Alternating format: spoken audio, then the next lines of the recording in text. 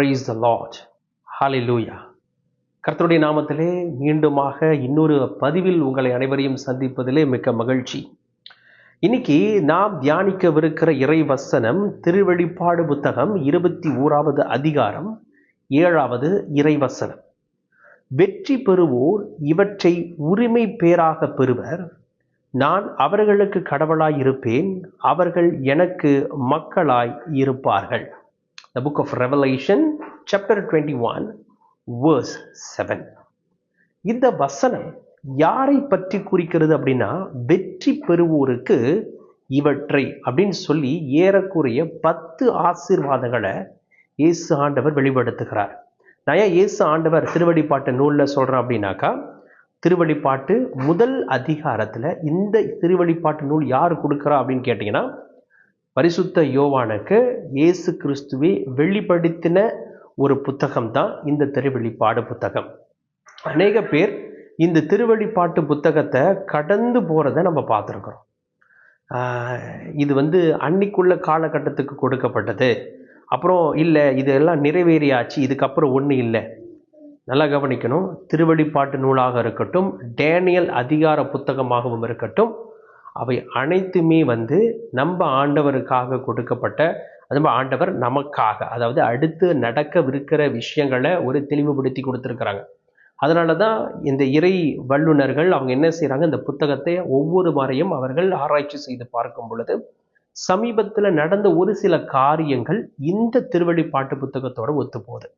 But இன்னைக்குள்ள விஷயம் நம்ம அதை பார்க்கறதில்ல. இந்த 21வது அதிகாரம் 7வது வசனம் குறித்து தான் தியானிக்க போகிறோம்.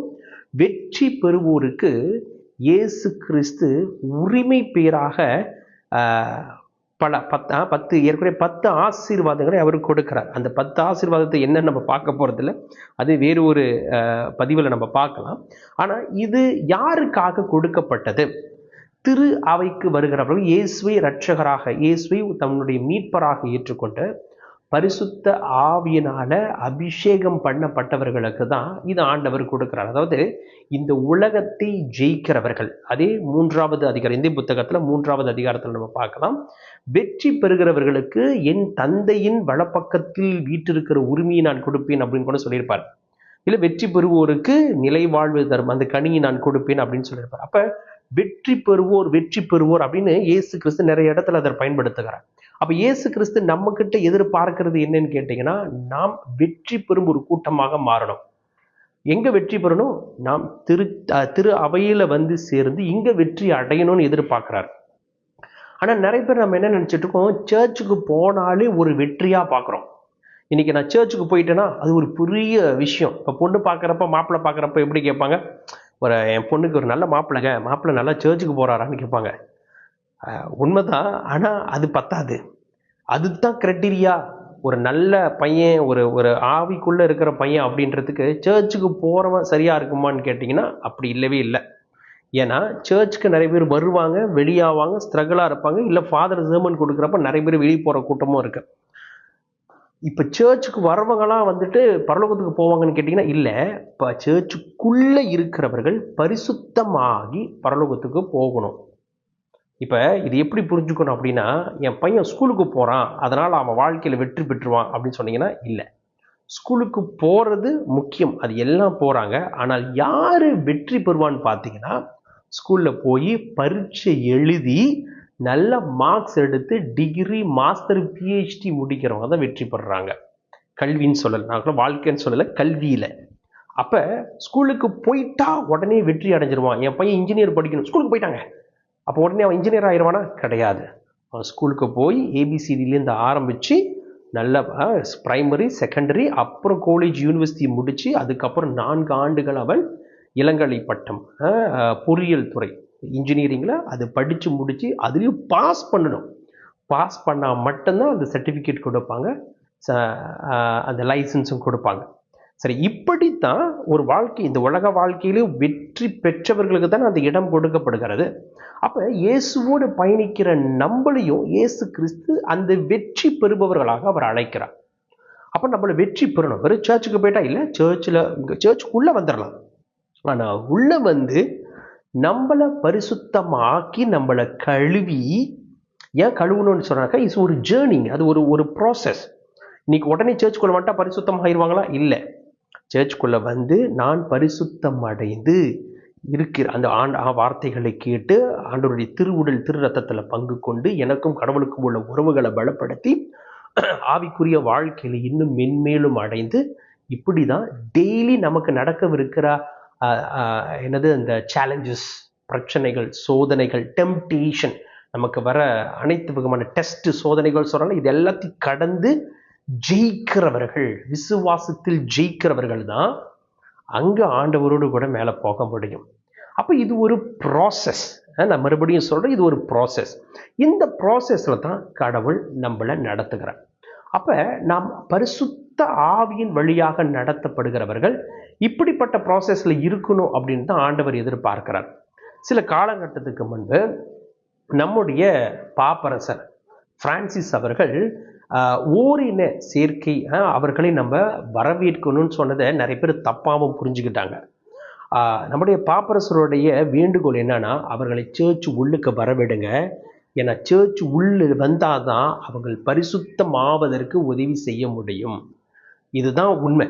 நீங்க வெளியிலிருந்து நல்லவர்களை மட்டும்தான் உள்ளுக்கு வர விடணும் அப்படின்னாக்கா, அப்படி பார்த்தா உள்ளுக்குள்ளவங்களே பல விஷயத்துல கெட்டு போய் தானே இருக்கிறாங்க.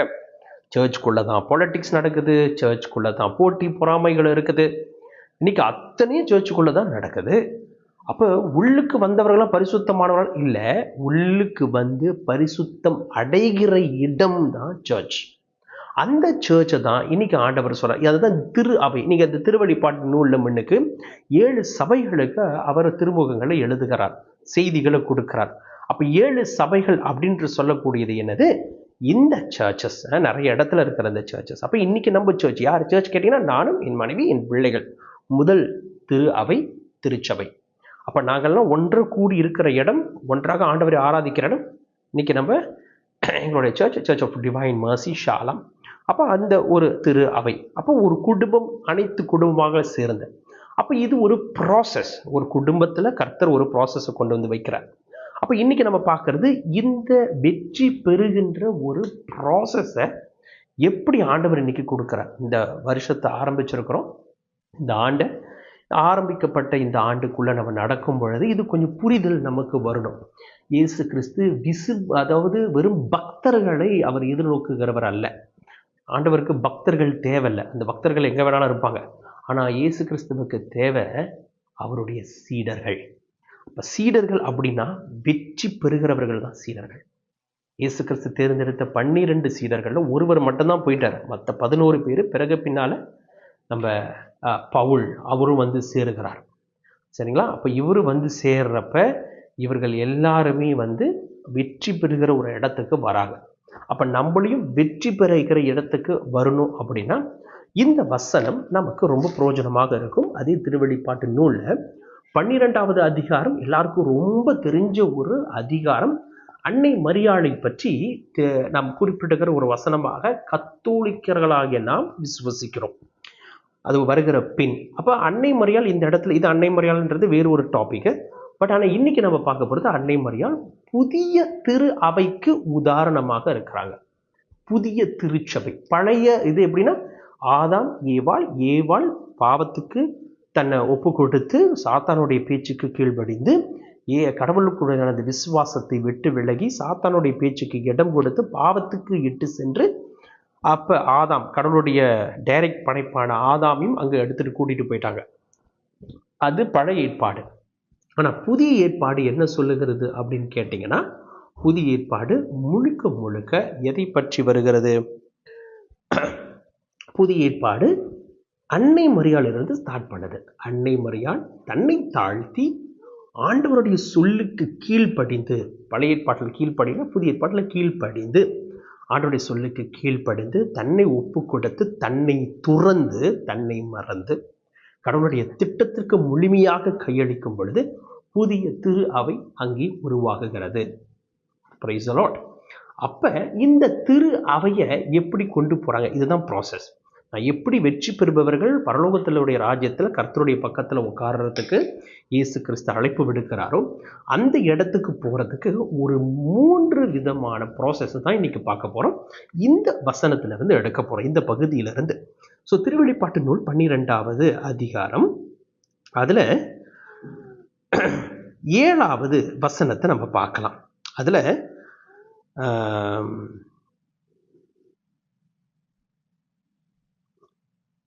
இல்லை மன்னிக்கும் 7ல் 2வது 12வது அதிகாரம் 2வது வசனம். அவர் கருவுற்றிருந்தார், பேறுகால வேதனைப்பட்டு கடும் துயருடன் கதறினார். பின் அன்னை மரியாள் அவர்கள் தன்னுடைய மகனை ஈன்றெடுப்பதற்கு முன்பு இந்த ஒரு வேதனையில தான் இருக்கிறாங்க. அப்போ இதை நம்ம எப்படி ஒரு திரு அவைக்கு நிகராக, புதிய திருச்சபைக்கு நிகராக நம்ம பார்க்குறோம். அப்போ புதிய திருச்சபைனா நானும் நீங்களும் புதிய இஸ்ரேலர்கள், இயேசு கிறிஸ்துவை நம்முடைய ஆண்டவராக, என்னை இந்த பாவத்திலிருந்து மீட்டெடுக்கும் ஒரு மீட்பராக தான் நம்ம இயேசு கிறிஸ்துவை பார்க்குறோம், விசுவசிக்கிறோம், ஏற்றுக்கொள்கிறோம். இதை ஏற்றுக்கொண்ட நாம் இப்போ நம்ம என்ன செய்கிறோம்? நம்முடைய தூய ஆவியானவர் வழியாக நம்ம அபிஷேகம் பெறுகிறோம். இதுதான் நம்முடைய விசுவாசம். அப்போ இந்த விசுவாசத்தில் வருகிற ஒவ்வொருவருமே யாரு? புதிய ஏற்பாட்டு கீழே வருகிற பரிசுத்தவான்கள் அப்படின்னு நம்ம சொல்லலாம். அப்போ நம்ம எல்லாமே பரிசுத்தவான். அந்த ஒரு இடத்துக்கு தான் நம்ம நகரத்து போகிறோம். நான் இன்னைக்கு காலையில் கூட வாட்ஸ்அப் மெசேஜில் சொல்லும் போது சொன்னேன், இன்னைக்கு புனிதர்களை நம்ம எப்படி பார்க்குறோம்? ஒரு ஏஜெண்டாக தான் பார்க்குறோம். எப்படின்னா, எனக்காக வேண்டிக்குவாங்க, செஞ்சூர் எங்களுக்காக வேண்டிக்குவாங்க, அன்னை மரியாள் எங்களுக்காக வேண்டிக்குவாங்க, செயின்ட் மைக்கேல் எங்களுக்காக வேண்டிக்குவாங்க, செயின்ட் ஆந்தனி எங்களுக்காக வேண்டிக்குவாங்க அப்படின்னு ஒவ்வொரு புனிதர்களை இந்த ஒரு காரியத்தை குறித்து எங்களுக்காக ஜெபிச்சிங்க ஒரு ஜெபிக்கிற ஒரு ஏஜெண்டாகவே தான் பார்க்குறோம். ஆனால் இப்போ பைபிளுடைய பிரைமரி சோர்ஸ் அப்படி சொல்லவே இல்லை. நீங்கள் முன் அவர்களை நமக்கு முன்பு வாழ்ந்தவர்களுடைய வாழ்க்கையை பின்பற்றுங்கள்னு தான் சொல்லுது. எங்களுக்காக வேண்டிக் கொள்ளுங்க அந்தோணியாரேன்னு சொல்றோமே தவிர, அந்தோணியாரை போல நான் மாறணும்னு எத்தனை பேர் நினைக்கிறோம்? இயேசு கிறிஸ்து நம்ம அந்த இடத்துக்கு வரணும்னு தான் அவர் எதிர்பார்க்கிறாங்க. அப்ப இந்த ப்ராசஸ் இதுல கன்னை மரியாள் ஒரு கருத்தாங்கி ஒரு வேதனை கருவுற்று பேறுகால வேதனைப்பட்டு கடும் துயருடன் கதறினா, இதுதான் ப்ராசஸோடைய முதல் பகுதி. எல்லாமே ஒரு வேதனையின் மத்தியில தான் உலகத்திற்கு வரோம். வேதனையின் மத்தியில தான் நம்முடைய வாழ்க்கையை ஸ்டார்ட் பண்றோம். பிடிச்ச மாதிரி வாழ்க்கை அமைதான்னு கேட்டால் இல்லவே இல்லை. எப்படி இந்த வேதனையின் மத்தியில், இந்த வேதனை காலத்தில் தான் அவங்க பிறகு, ஆனால் இந்த வேதனை முடிஞ்ச பிறகு அவங்கள்ட்ட கேளுங்க, ரொம்ப சந்தோஷமா இருப்பாங்க. 10 மாதம் சுமந்து பெக்கிறது ஒரு வேதனை தானே. ஆனால் அந்த வேதனையின் நிமித்தம் குழந்தையை பெற்றெடுத்த பிறகு ஒரு மகிழ்ச்சி ஒன்று வருது இல்லை. ஒரு பாட்டிகள்கிட்ட கேளுங்க, பாட்டிங்களுக்கு, இந்த வயசான தாத்தா பாட்டிங்களுக்கு தன் பிள்ளையை, அப்புறமா பாட்டி தான், பாட்டி தன் பிள்ளையை பெற்றெடுக்கிற சந்தோஷத்தை விட பேரனையும் பேத்தியும் பார்க்கறதுல தாங்க சந்தோஷம் அதிகம். அவர்களுக்கு அதுல ஒரு பெரிய சந்தோஷம். அது தன்னுடைய பிள்ளை ஒரு பிள்ளையை பெற்றெடுக்குது, ஏதாச்சும் துடிச்சு போயிடுவாங்க தாத்தா பாட்டிங்க. அது என்ன குறிக்குதுன்னா, தனக்கு பிறகு, அதுக்கு பிறகு வரக்கூடிய அந்த ஜென்ரேஷன்ல அவங்க பார்க்குற அந்த சந்தோஷம் இது தாங்க. அந்த வேதனையின் மத்தியில அடுத்து ஒரு பெரிய எழுப்புதல், வேதனையின் மத்தியில ஒரு சந்தோஷத்தை பார்க்கறது. இதுதான் ஆவிக்குரிய வாழ்க்கையில நாம் முதல் அடியில அனுபவிக்க வரக்கூடிய ஒரு ப்ராசஸ். இன்னைக்கு எத்தனையோ பேர் சொல்லலாம், நான் ஆண்டவர் ஏற்றுக்கொள்வதற்கு முன்பு நல்லா சிகரெட் அடிச்சுட்டு இருப்பாங்க, நல்லா தண்ணி அடிச்சுட்டு இருப்பாங்க. ஆனா அது விட்டுட்டு வர, அந்த பாவத்தை விட்டுட்டு ஒரு ப்ராசஸ், ஆண்டவரை ஏத்துக்கிட்டு இயேசு கிறிஸ்துவை ஏற்றுக்கொள்ளும் பொழுது எனக்கு நான் சிகரெட் அடிக்கக்கூடாது, தண்ணி அடிக்கக்கூடாது, நான் முடிவு பண்ணிட்டு ஆண்டவர்கிட்ட ஒப்பு கொடுக்குறேன் அப்படின்ற அந்த ஒரு ப்ராசஸ் வருது இல்லை, அது வேதனை தான். காசிப் நல்லா பேசிட்டு இருந்தேங்க என் ஃப்ரெண்ட்ஸு கூட. ஆனால் ஆண்டவர் ஏற்றுக்கொண்டு வரும் பொழுது திடீர்னு தெரியல, அவங்க பேசுறதுலாம் என்னால் கேட்க முடியல. ஆனால் இப்படி கூட்டாளியாக போயிட்டாங்களே அப்படின்னு சொல்லிட்டு அந்த ஒரு போராட்டம் ஒன்று வருதுங்கல்ல. கடன் வாங்கக்கூடாதுன்னு நான் முடிவு பண்ணிட்டேங்க. ஏன்னா என்னை போஷிக்கிறவர் என் ஆண்டவர், என் வீட்டின் தேவைகளை சந்திக்கிறவர் என் ஆண்டவர். அப்படி இருக்க எனக்கு நான் கடன் வாங்க மாட்டேன், எனக்கு எந்த பிரச்சனை இருந்தாலும் ஆண்டவர் பார்த்துக்குறோம் அப்படின்னு சொல்லிட்டு அந்த விசுவாசத்துல நடக்கிற அந்த ப்ராசஸ் இருக்கு பாருங்க, இதுதான் வேதனை. வேதனை தான், இது பிரச்சனை தான். ஆனா அது கடந்து வரும் பொழுது வெற்றியை சுதந்திரித்துக் கொள்வோம். Praise the Lord. இதுதான் முதல் ஸ்டெப். நீங்க ஆண்டவர் ஏற்றுக்கொண்டு, நம்மளாம் குழந்தையிலேயே ஞானஸ்தானத்தை பெற்று வந்ததுனால நமக்கு அந்த ப்ராசஸ் தெரியலைங்க. ஆனா இயேசு கிறிஸ்துவை அறியாத அத்தனை சகோதர சகோதரிகள் இந்த RCI மூலியமாக இயேசு கிறிஸ்துவை அறிந்து வராங்க. அப்படி வரும் பொழுது அவர்கள் உண்மையாகவே ஆண்டவரை ஏற்றுக்கொண்டு வர அந்த ஒரு பகுதி இருக்குதுல்ல, அதுதான் ஒரு ஒரு ப்ராசஸ். அது அது அந்த கடந்த கால அவங்களுடைய பழைய சிந்தனைகள், இந்த உலகத்தை சார்ந்த விஷயங்கள் எல்லாத்தையும் ஒதுக்கிட்டு அந்த புதிய விசுவாசத்தில் வராங்க பாருங்க. என் இயேசு பார்த்துக்குவார், என் இயேசு என்னை ரட்சித்திருக்கிறாரு, அவர் என் முன்னுக்கு இருக்க, நான் எதற்கும் பயப்பட. அவர்கள்லாம் ஆண்டோடைய வார்த்தையை எடுத்து சொல்ல சொல்ல எவ்வளோ சந்தோஷமா இருக்கும் தெரியுங்களா கேட்கறதுக்கு. இதுதான் அந்த வேதனையின் மத்தியில் வராங்க. அப்போ இயேசு கிறிஸ்து ஏற்றுக்கொண்ட உடனே உங்களுக்கு பெரிய விடுதலை கிடைக்குமான்னு கேட்டிங்கன்னா இல்லை, ஒரு ப்ராசஸ். அதுக்கு முதல்ல ஒரு பெரிய வழியை நாம் தாங்க வேண்டியது இருக்கு, ஒரு சோதனை கடந்து வர வேண்டியது இருக்கு. இது என்ன சோதனைனா, இந்த உலகத்தை வெறுத்து, உலக காரியங்களை வெறுத்து. ஏன்னா இங்க முதல் மகள், அந்த மகள் ஒரு ஒரு மகனை பெற்றெடுக்கும் பொழுது இயேசு கிறிஸ்து கடவுள் நினைச்சா நேரா கீழே வந்துடலாம். இல்லை, அவரும் அந்த ப்ராசஸ்க்குள்ள வராரு. மனித அவதாரத்தில், மனித ரூபத்தில் அவர் வெளிப்படும் பொழுது, கடவுள் மனித ரூபத்தில் வெளிப்படும் போது அவரும் அந்த மனிதனுடைய ப்ராசஸ்க்குள்ள வரார். அப்ப மனிதனுக்கு இயல்பாக இருக்க வேண்டிய அந்த துக்கங்கள், சோதனைகள், வேதனைகளும் அவரும் கடந்து வருகிறார். இதுதான். அப்ப நம்ம ஆவிக்குரிய வாழ்க்கை, வெளி வாழ்க்கையில இந்த வெளி இடத்துல உள்ள, அதாவது உலக வாழ்க்கையிலிருந்து அதை வெறுத்து இன்னைக்கு ஆவிக்குரிய வாழ்க்கையில நம்ம வரோம். அந்த ஆவிக்குள்ள வாழ்க்கைக்குள்ள வரும் பொழுது நமக்கு வேதனைகள் இருக்கு. பிஸ்னஸ் பண்றப்ப நம்ம உலக வாழ்க்கை சார்ந்து பிஸ்னஸ் பண்ணுவோம், பட் அதெல்லாம் பிரச்சனையே கிடையாது. அது இருக்கிறப்ப நம்ம சர்வசாதாரணமாக எல்லா வேலையும் செஞ்சிருவோம். ஆனால் ஆவிக்குரிய வாழ்க்கை வாழும் பொழுது கர்த்தருக்கு கீழ்ப்படிந்து, இறைவசனங்களுக்கு கீழ்ப்படிந்து, இப்படிதான் நம்ம நடக்கணும்னு ஒரு முடிவெடுத்து வரும் பொழுது அநேக காரியங்களை விட்டு கொடுக்க வேண்டியது இருக்கும். இல்லை, வெறுத்து வாழ வேண்டிய ஒருத்தர் இருக்கும். ஆனால் இந்த ப்ராசஸை கடந்து வரணும். இது ஒன்றாவது ஒரு வேதனை. இரண்டாவது,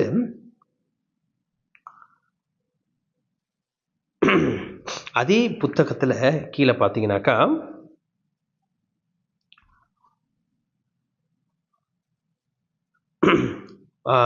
இங்க ஒரு பாலை நிலத்துக்கு கூட்டிட்டு போற ஒரு வசனம் ஒன்று இருக்குதுங்க. எங்கன்னா 6வது வசனம். அப்பின் பாலை நிலத்துக்கு ஓடி போனார், அங்கு 1260 நாள் வரை பேணுமாறு கடவுள் அவருக்கென ஒரு இடத்தை ஏற்பாடு செய்தார்.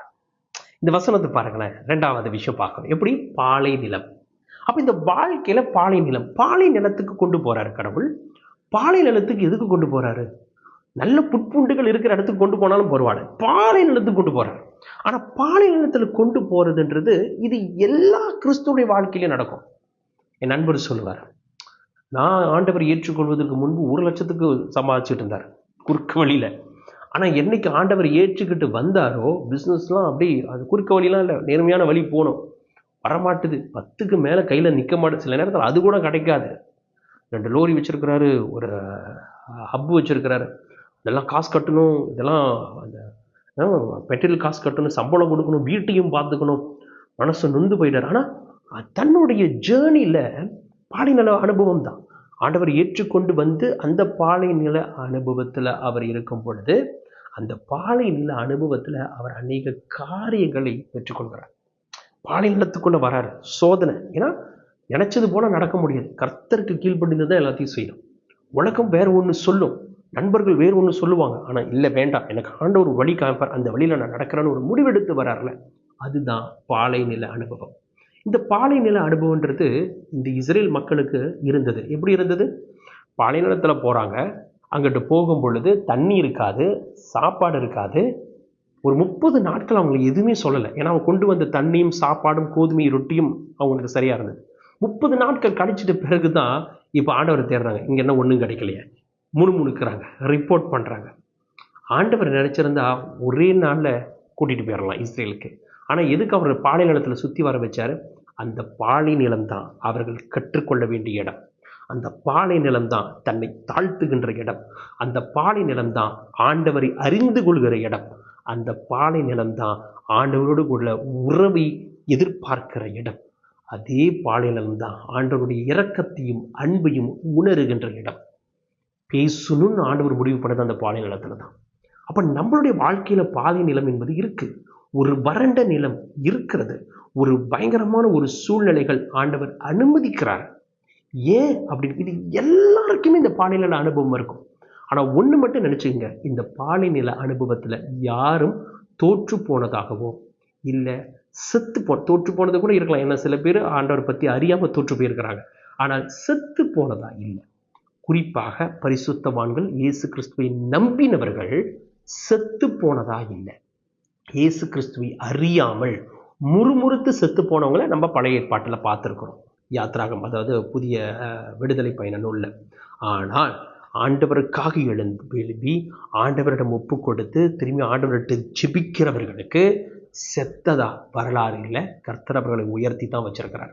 இது எனக்கு ரொம்ப பிடிச்சது. அந்த பாலை நிலத்துல கொண்டு போனது பாலை நிலம் தான். ஆனால் அவரை பேணுமாறு கடவுள் அவருக்கென ஒரு இடம் ஏற்பாடு செய்திருந்தார்.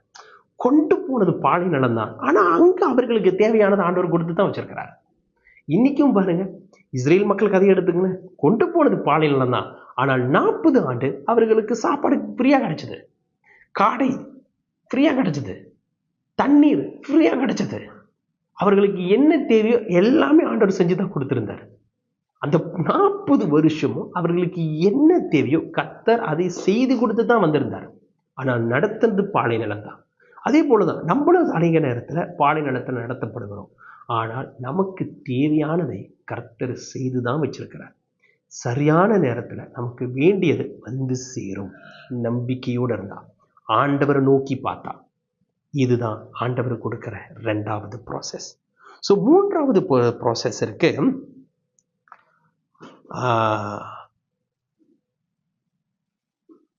அவருக்கு ஒரு விங் கொடுக்கப்பட்டது அப்படின்ற ஒரு வசனம் இந்த இடத்துல வரும். அதே 12வது நூல் 12வது அதிகாரம் 14வது வசனம். ஆனால் அப்பாம்பிடமிருந்து தப்பித்து பாலை நிலத்தில் அவருக்கென குறிக்கப்பட்டிருந்த இடத்திற்கு பறந்து செல்லுமாறு பெரும் கழுகின் சிறகுகள் அவருக்கு அளிக்கப்பட்டன. அப்போ ஒரு இடம் இருக்கு, ஒரு தனிப்பட்ட இடம், பாதுகாப்பான இடம். அந்த இடத்திற்கு போகிறதுக்கு அவர்களுக்கு விங் கொடுக்கப்படுகிறது. இது 3வது ப்ராசஸ். வரும் பொழுது முதல்ல அதாவது அந்த அந்த குழந்தை பெற்றிருக்கிற வேதனை இருக்கு. 2வது பாலை நிரம்பும் அனுபவம் இருக்கு. இருப்பினும் நம்ம அந்த திட்டத்துக்குள்ள வெற்றி அடையும் போது, கடைசி வரைக்கும் ஆண்டவருக்கு கீழ்ப்படிஞ்சிருக்கும் போது, அன்னை மரியாள் அப்படிதான் கீழ்ப்படிஞ்சிருந்தாங்க, தன்னை ஆண்டவருக்கு அடிமைன்னு ஒப்பு கொடுத்தாங்க. நம்மளும் அதே மாரி ஆண்டவருக்கு கீழ்ப்படிஞ்சு நடக்கும் பொழுது நமக்கும் சிறகுகள் கொடுக்கப்படும். எங்கே பறந்து செல்ல? நித்திய வாழ்வுக்கு செல்ல. அதான் எண்ட். அப்போ வாழ்க்கை முழுவதும் சந்தோஷம் மட்டும் இருக்குன்னு கேட்டீங்கன்னா இல்லை, துன்பங்கள் இருக்கு, துயரங்கள் இருக்கு. ஆனா அதை சந்தோஷப்படுத்துவதற்கான விஷயங்கள் கர்த்தர் நமக்கு தெளிவா கொடுத்திருக்கிறார். Praise the Lord. கர்த்தர் மீண்டுமாக சொல்றார், இதை ஜெயிக்கிறவர்களுக்கு பரலோக ராஜ்யம் அவர்களுக்கு இருக்கு. எதை ஜெயிக்கணும்? உலகத்தை ஜெயிக்கணும். ஆனா உலகத்தை ஜெயிக்கிறது இன்னொரு 3 காரியங்கள் இருக்கு. கண்களில் உள்ள இச்சைகள், உடம்பின் மீது உள்ள இச்சைகள், நம்முடைய தற்பெருமைகள். இது 3 காரியங்கள். அது வேறு ஒரு நாள் நம்ம தெளிவா பார்க்கலாம். ஆனா அது ஒரு பக்கத்து இருந்தாலும் இன்னைக்கு நம்ம பார்த்தது ஒரு ப்ராசஸ். முதல்ல என்ன ப்ராசஸ்? ஒரு பிள்ளையை பெற்றெடுக்கக்கூடிய அந்த வழியை நம்ம ஏற்றுக்கணும். அதை ப்ராசஸ் தாண்டி வரணும். ஒரு குடும்பத்துல ஒரு குடும்ப உறுப்பினர்கள் இந்த குடும்பத்தை ஒன்று சேர்க்கும் பொழுது துன்பங்கள், துயரங்கள் எல்லாமே இருக்கும். குடும்பத்தை உருவாக்குறதுல அந்த குடும்பத்தை வெற்றிகரமாக ஆண்டவருக்கு கீழ்ப்படிந்து உருவாக்க கற்றுக்கொள்ளணும். 2வது, ஒரு பாலை நில அனுபவம் எல்லாத்துக்குமே இருக்கு. இப்படிப்பட்ட அனுபவம் கேட்குறீங்களா? குடும்பத்தில் பிரச்சனைகள், ஃபைனான்ஷியலி ப்ராப்ளம், ஹெல்த் ப்ராப்ளம் எல்லாம் வரும். ஆனால் அதையும் இயேசு கிறிஸ்துவின் நாமத்தினால எதிர்கொண்டு வரணும். ஏன் எனக்கு மட்டும், ஏன் இப்படி நம்ம என்னமோ பரிசுத்தமாக வாழ்ந்த மாதிரியும் கடவுளுக்கு வேற வேலை வெட்டியே இல்லாமல் நம்மளை சோதிக்கிற மாதிரியும் நம்ம காமிக்க வேண்டாம். நம்ம ஏதாவது ஒரு இடத்துல தவறு பண்ணியிருப்போம். அந்த தவறுகளை திருத்திக் கொள்வதற்கு, நம்மளை பரிசுத்தம் ஆக்குவதற்கு தான் அந்த பாலை நில அனுபவம். ஸோ அதையும் கர்த்தர் நம்மளை நடத்துகிறார். அடுத்து பார்த்தீங்கன்னா இதெல்லாம் வெற்றிகரமாக முடிக்கும் பொழுது பரலோகத்துக்கு கூட்டிட்டு போற வழிக்காக நம்மளை பறந்து செல்வதற்கான அந்த வல்லமை. சிறகுகள் பார்த்துருக்கீங்க தானே? எப்படி கழுகுயின் சிறகுகளை போல அடித்து, செட்டை அடித்து மேலே எழும்புவார்கள். எசையா 63 சொல்லப்பட்டிருக்கிறது. அதே போல நாம் பறந்து, அதாவது ஆண்டவருக்கு மேலே அவரோடு கூட செல்வதற்கு நமக்கு அந்த பலனையும் ஆற்றலையும் கொடுப்பார். இப்படி தாங்க இந்த உலகத்தை ஜெயித்து ஆண்டவரோடு கூட நாம் பயணிக்க முயற்சி செய்வோம். Praise the Lord. மீண்டும் அடுத்த பதிவில் உங்கள் அனைவரையும் சந்திக்கிறேன். ஜெபிப்போமா? பரிசுத்த நல்ல தகப்பனே, இந்த வேலை வரையில் எங்களோடு கூட பேசினதற்காக ஸ்தோத்திரம். இந்த ஒரு சிறிய வசனத்தின் வழியாக எங்களோடு கூட உறவாடி இருக்கிறேன். பலப்படுத்துகிறேன், ஆசீர்வதிக்கிறேன். உடைய பரிசுத்த நாமத்தினாலே இறை வசனத்திற்கு கீழ்ப்படைந்து தூய ஆவியின் வல்லமையை பெற்று உமோடு கூட நடக்குங்களோ தாழ்த்தி ஒப்புக் கொடுக்கிறோம். அன்னை மரியாளி மாசற்ற திரு இருதயத்தின் வழியாக இயேசு கிறிஸ்துவே எங்களை உம்முடைய திரு இருதயத்திற்கு ஒப்புக் கொடுத்து ஜெபிக்கிறோம். நஸ்ரனாகி இயேசு கிறிஸ்து நாமத்தினாலே ஜெபிக்கிறோம் எங்கள் ஜீவனில் நல்ல தகப்பனே. ஆமென்.